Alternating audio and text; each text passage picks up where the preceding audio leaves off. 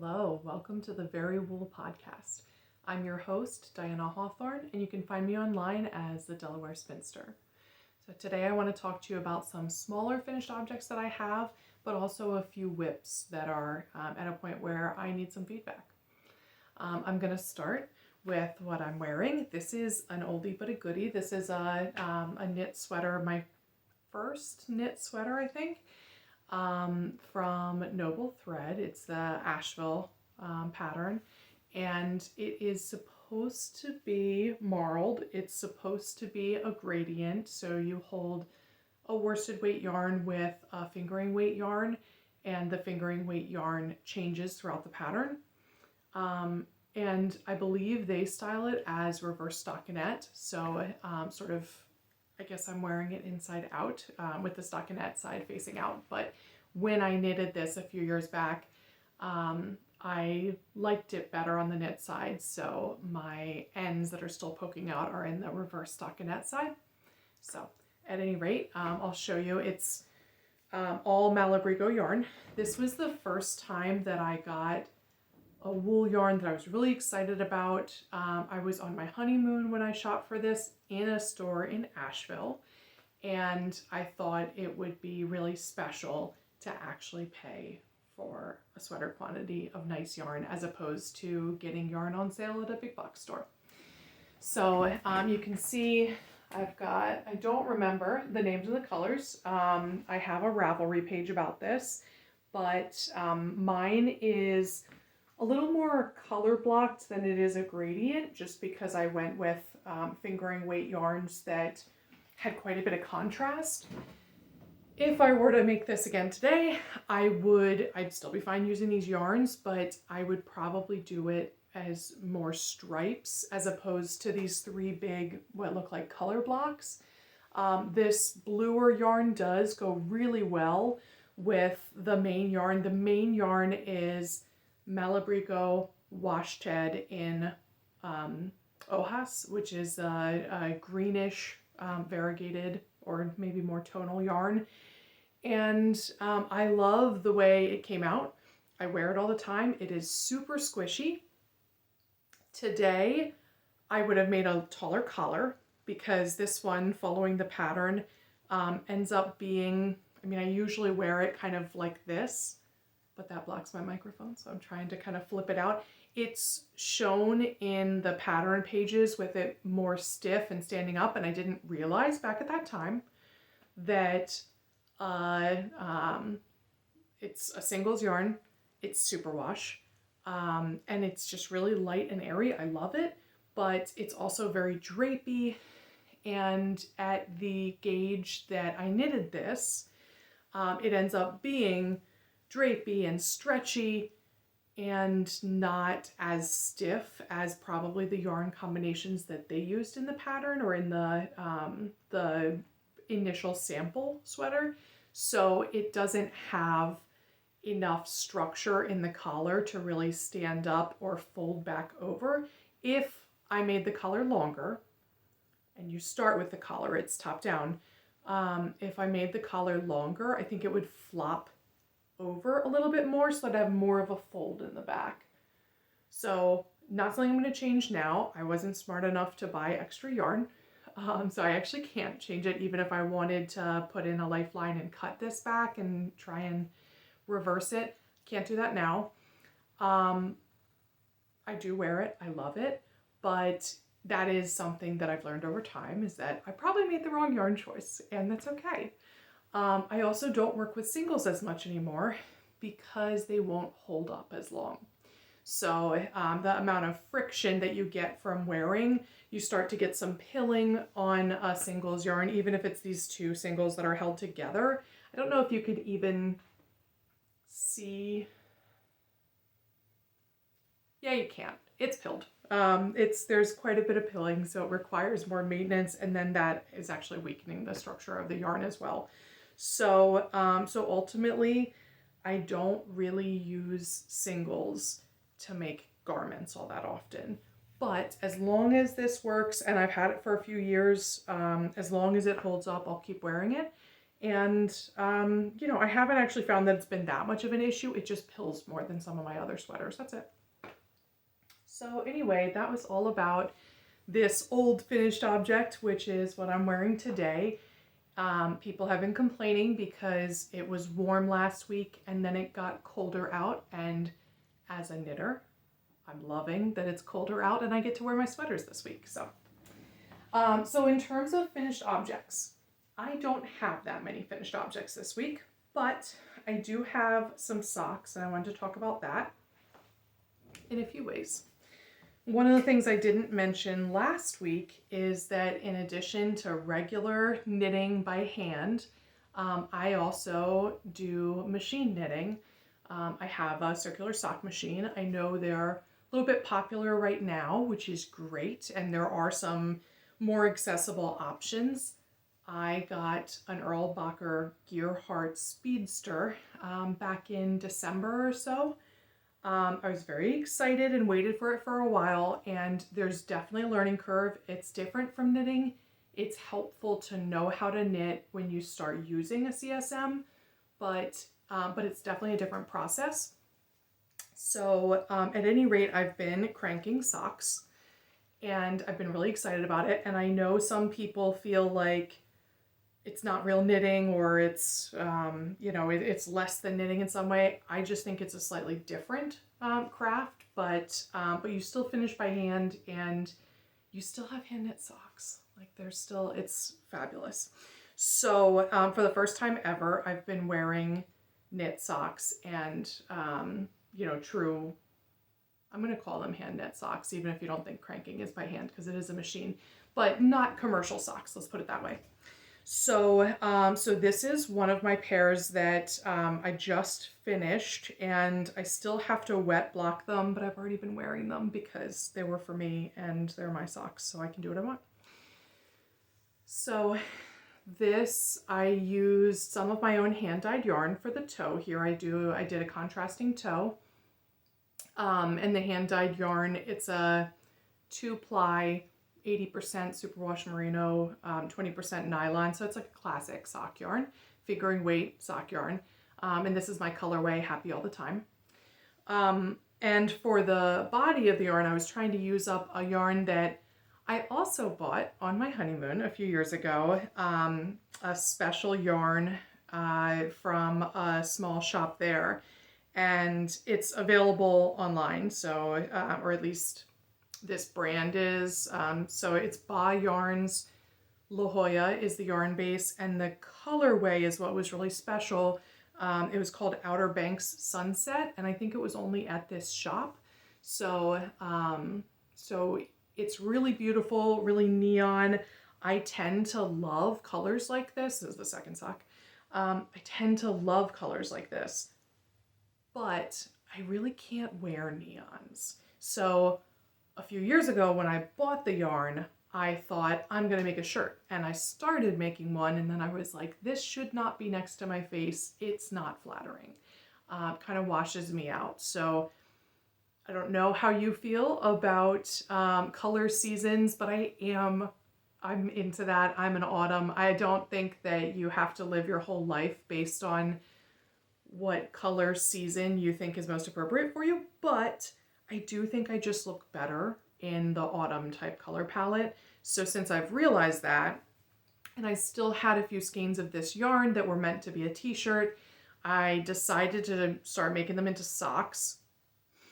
And then I realized I went back, I didn't keep the ball band, but I went back to my Ravelry page where I had this yarn, and I realized it is a 2-ply, and it is a fingering weight, and it looks like the other yarn, but this is actually 100% superwash merino.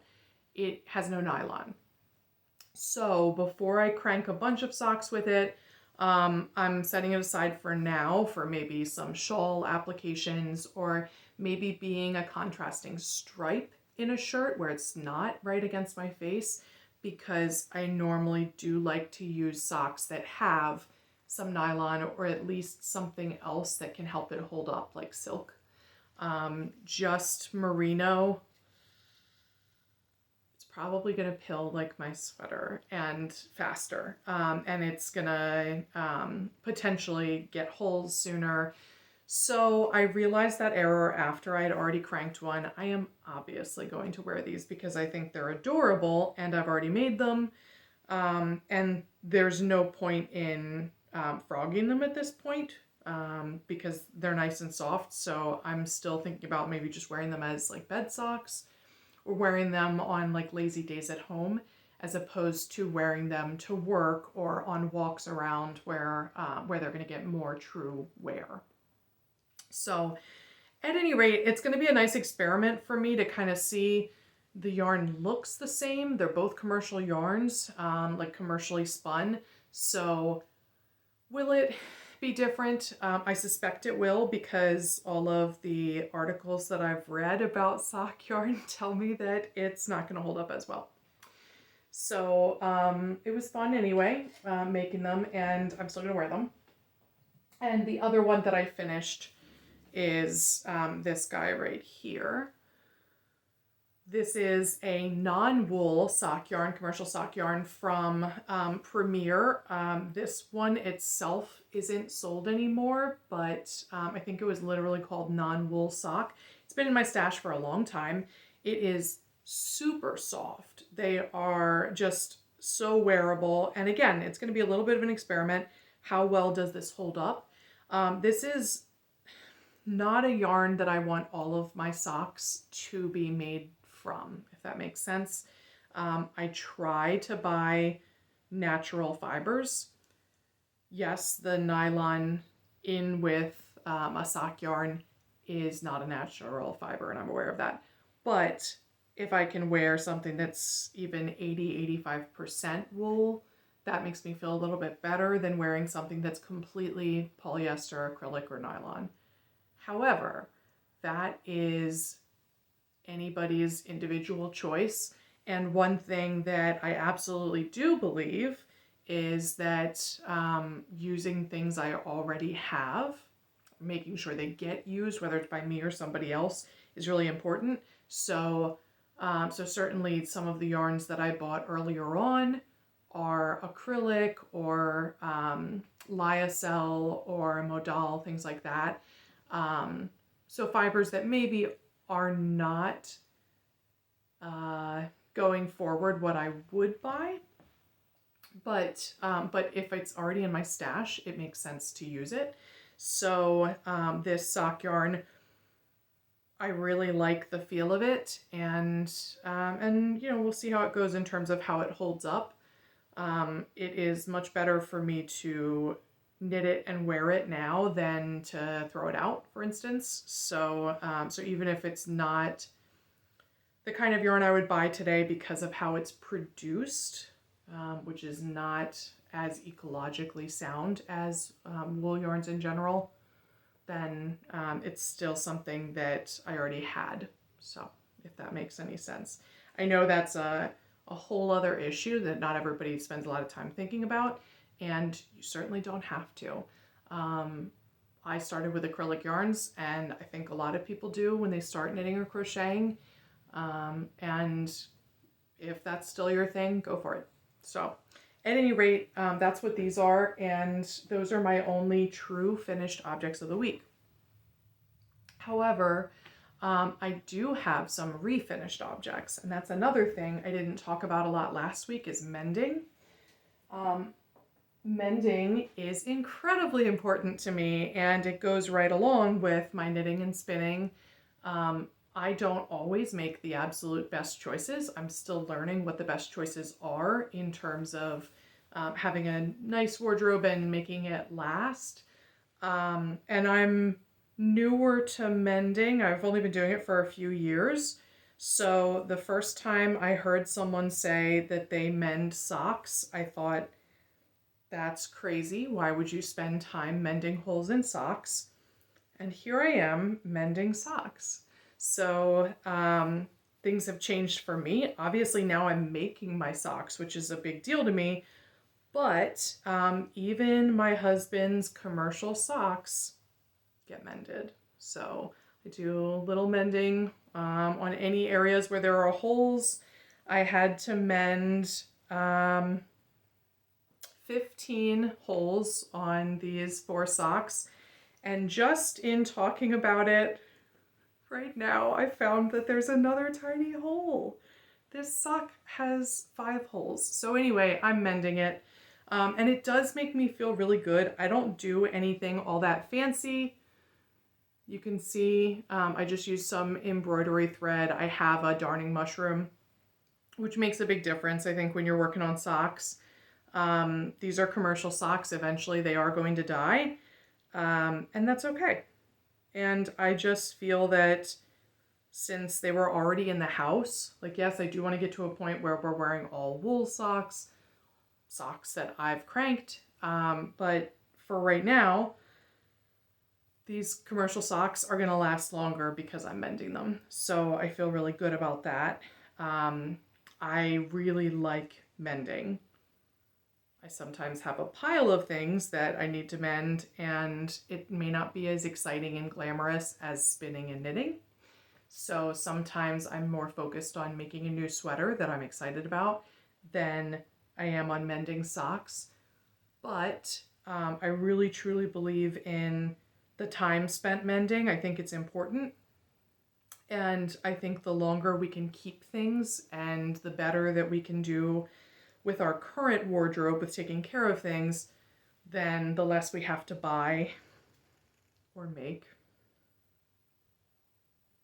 I don't know, I do like making sweaters though. Eventually I will get to a point where my wardrobe is big enough in terms of like hand knits that I'm gifting more things. I am gifting some things, but I mostly knit for myself. I don't think that makes me a selfish knitter. I don't think of it as selfish knitting because I'm doing it for myself and I'm doing it because it's good for me and I love it. Yeah, I think if I didn't do crafts like this, knitting, sewing, quilting, spinning, what have you, I would be a less pleasant human to deal with. So maybe I'm doing it for my coworkers and my family. I don't know. But I do mending for 4 generations of my family. Nobody taught me to mend. It was something I learned over time. I have a bunch of books on it. And I still have tools. I have a special mending loom that I'm not a darning loom, I guess. I'm not good at using it yet. So I'm still mostly just doing needle weaving or doing like a sashiko style like patch on jeans. I mend a lot of jeans for my family. I think that's really important. I think it's great to spend some time fixing something instead of buying something new.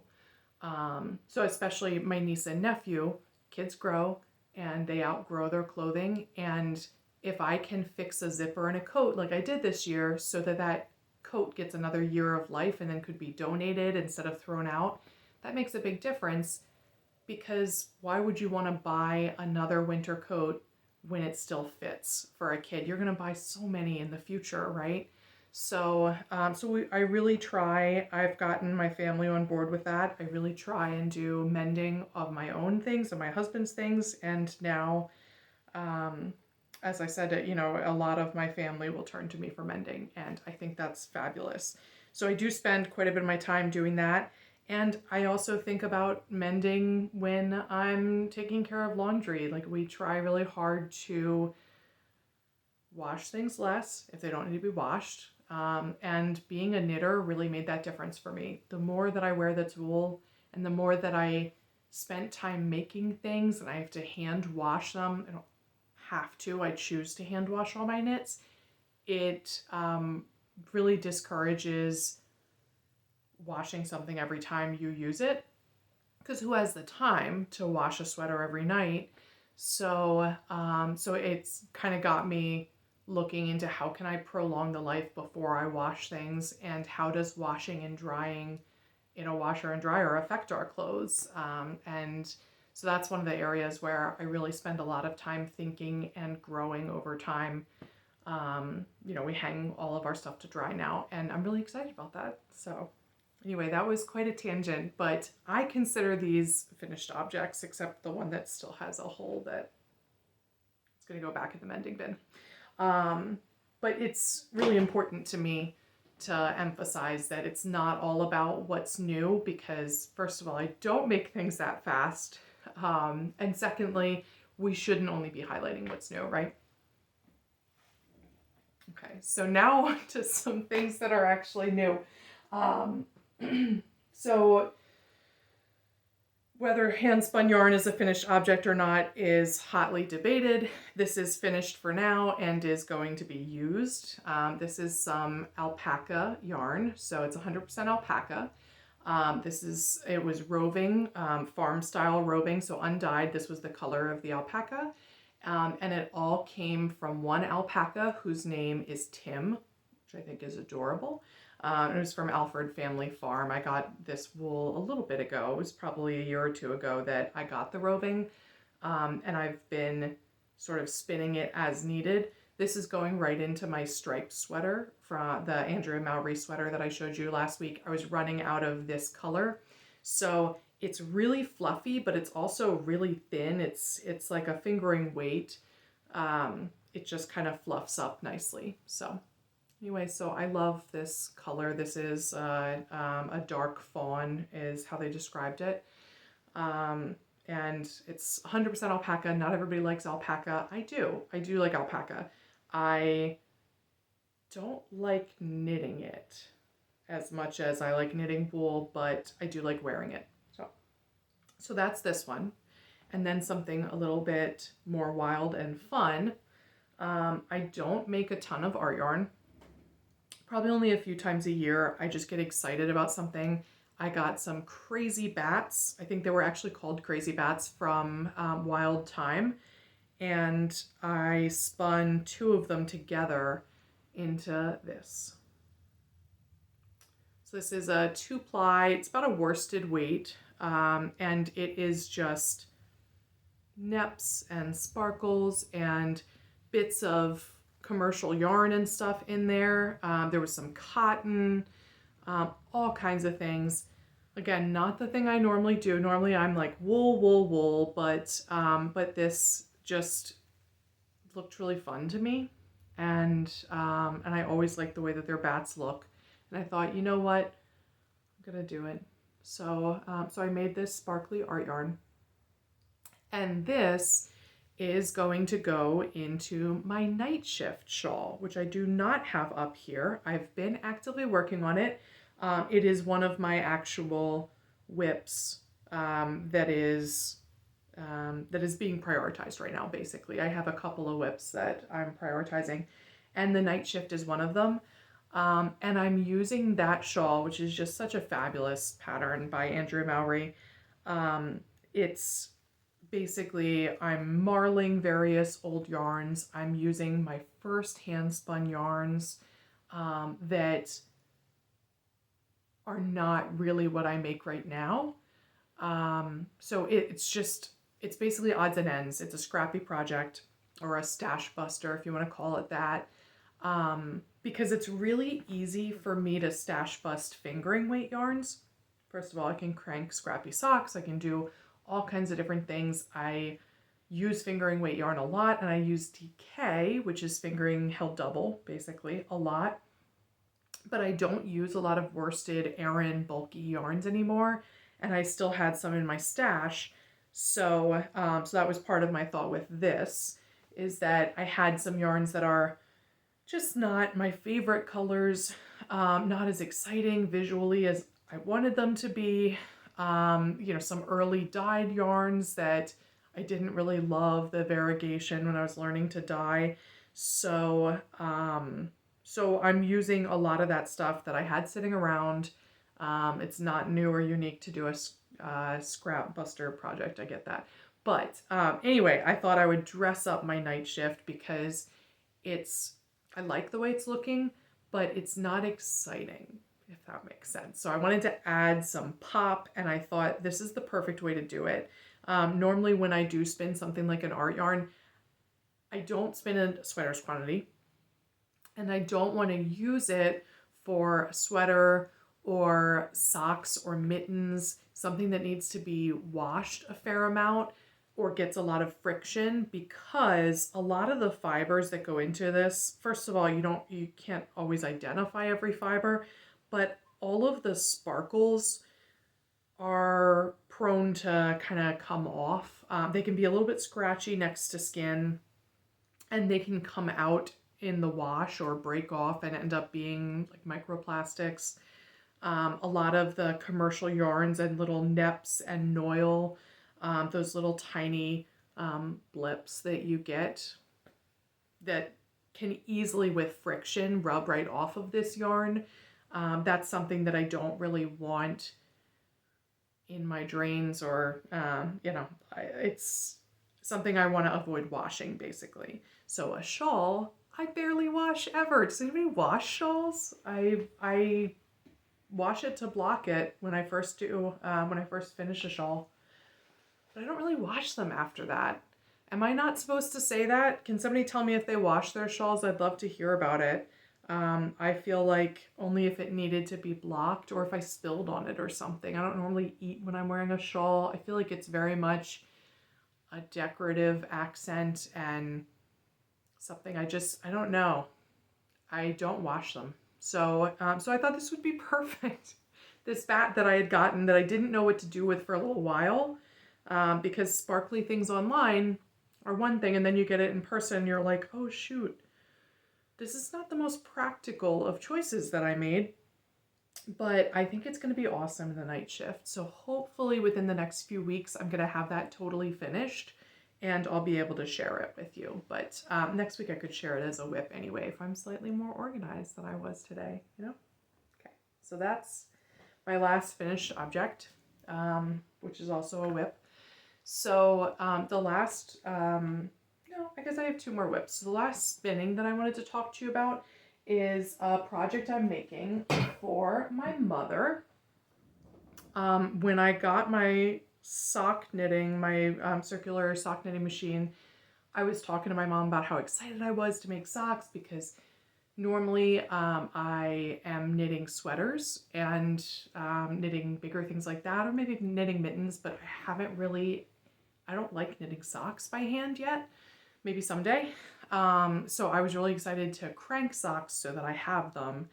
And my mom said, I've thought about it and I know what I want for Christmas next year. And I was like, oh, do you want me to knit you socks? And she said, no, I want you to knit me a dress.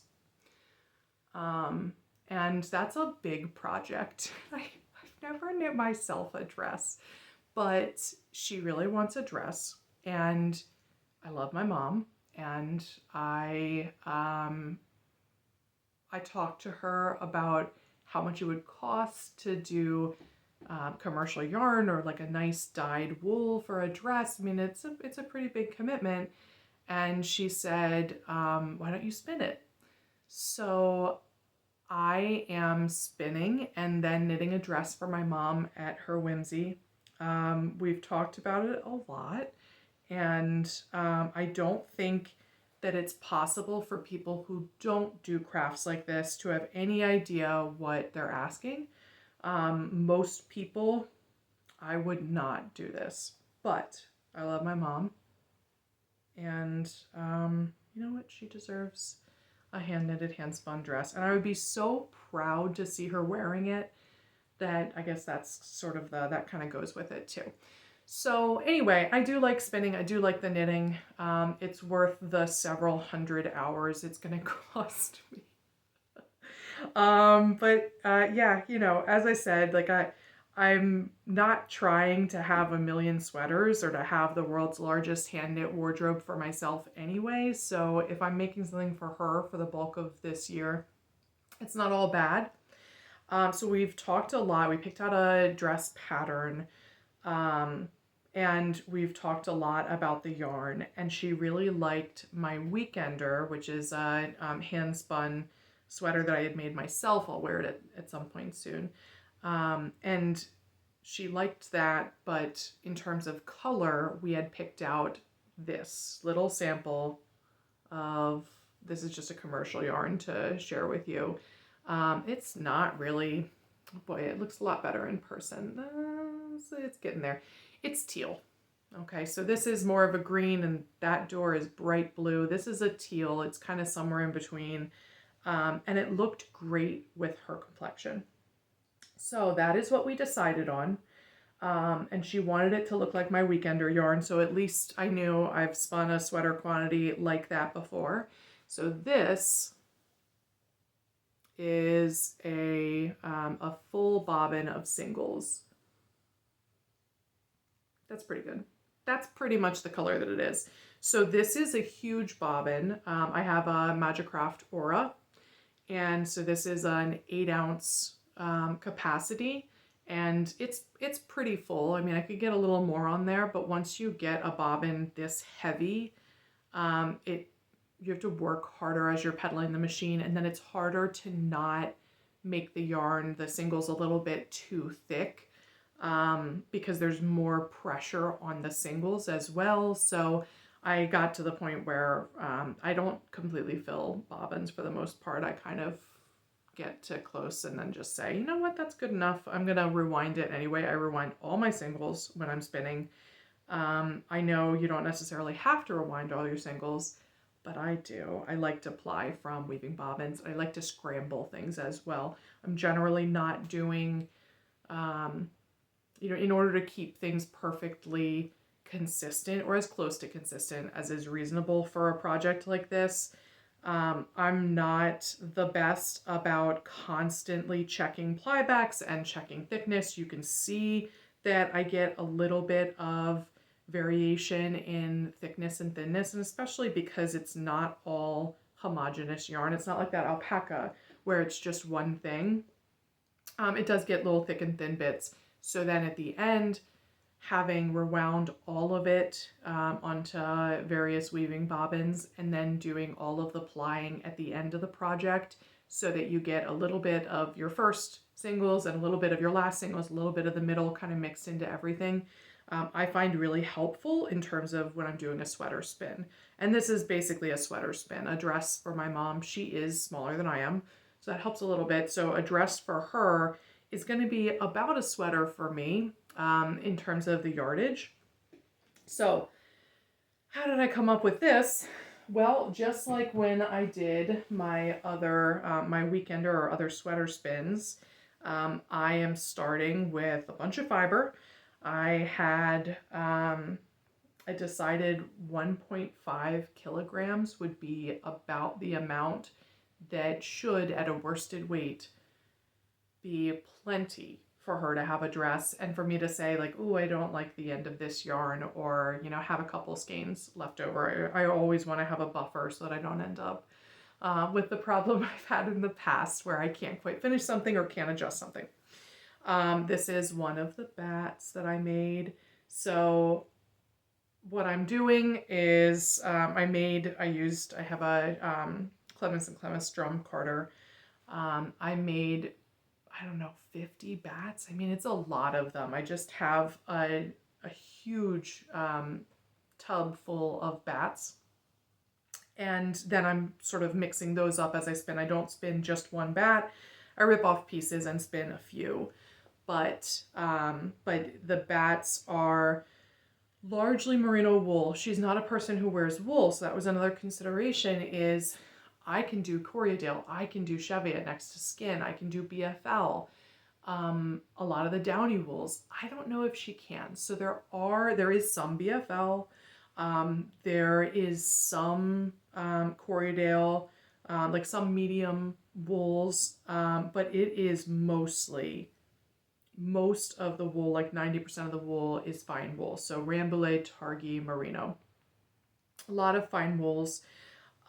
She wanted some sparkle. So there is some Firestar. There's even a tiny bit of Angelina. I've kind of gotten away from using Angelina because I like how it looks and then don't like how it feels. But, and I don't like that it kind of comes off and like I have sparkles. It's like glitter. It's like I have glitter everywhere in my house. So just for an example, here's another one of the bats. So this one has a little more green in it as compared to the first one. But again, the average was supposed to be teal. So So I arranged all of the fiber, it's probably 80 to 90% wool. And then I also have a bunch of silk. I got silk that, dyeing silk is a little bit more challenging for me, so I definitely bought silk that was already commercially dyed. I also got some sari silk roving, which adds those little neps, little tiny spots of various colors. So for some pops of color, I've got that. There's a little bit of bamboo, but really, or tencel, but for the most part, it is wool and silk. And I think it's going to be beautiful. I've got a few of those bobbins that are already spun up with singles, and turning this into this is kind of the longest part of the project, I think, if I'm remembering correctly from my last sweater spin. And I often am working on multiple sweater spins at once, where when I did the weekender spin, I was a little bit newer, so I was very much working just on that. Now I kind of have one thing going on spindles while I've got something else going on the wheel, and it works better for me, I think, in terms of just like having multiple whips. It's nice to be able to vary your projects. So I think it's gonna come out really good, and it's just gonna take a long time. And I'm trying to. I started working on it when she asked for a dress in December, and she knew it was going to take all year, which is why she said she brought it up that early. I'm hoping that I can get this done a little early. I don't think I'll have it done for September, which is her birthday is in September. But if I can have it done in like October or November and it's an early present, then she'll get more wear out of it during the winter. She wants a long sleeved wool dress. She's not going to wear it for most of the year. So it seems a shame to give it to her in the end of December if I could give it to her in the middle of November, and you know, hopefully she'll get to wear it a little bit more. So at any rate, that is one of my biggest whips that I'm working on, and everything else is kind of secondary to that at this point, because I am not doing a test knit, and I have committed myself to not signing up for test knits because I end up feeling mixed about the amount of pressure that I have. This is really the project that I have a deadline. This is the only one. Everything else is for me or for my husband, or, you know, simple stuff. This is the big project that has a deadline now. So I don't want to get to a point where I'm waiting till the last minute and then feeling pressured and feeling resentful or frustrated or kicking myself for procrastinating. But at the same time, I don't want to only work on this. I want to still enjoy myself and work on my stripes and finish that sweater for me, and work on my Nightshift that I feel so good about using all the different yarns that I had. So I'm trying to still balance all those things, and that's what I've been doing. So today's been a lot of mending and definitely a lot of spinning, and yeah, that's pretty much it. I realized sometimes people talk about acquisitions on here.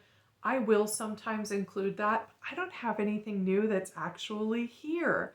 I've been doing a fair amount of pre-orders, yarn pre-orders. I've kind of got that bug, or at least earlier this year, there've been so many fantastic pre-orders from indie dyers.